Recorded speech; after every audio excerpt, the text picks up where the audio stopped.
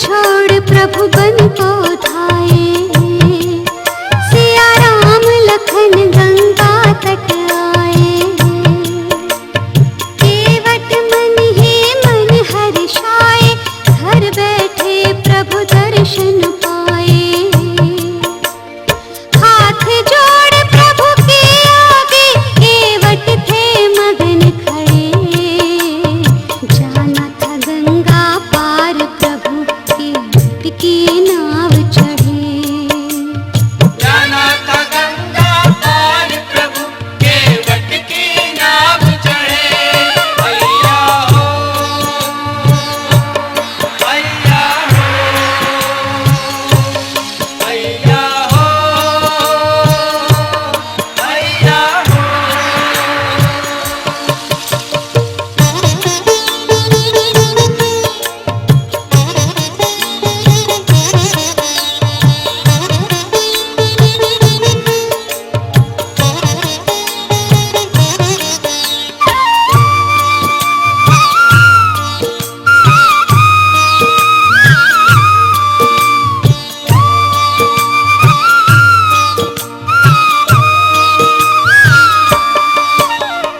प्रभु बोले तुम नाव चलाओ, पार हमें केवट पहुँचाओ। केवट कहता सुनो हमारे, चरण धूल की माया भारी। मैं गरीब नैया मेरी, नारी ना होए परे।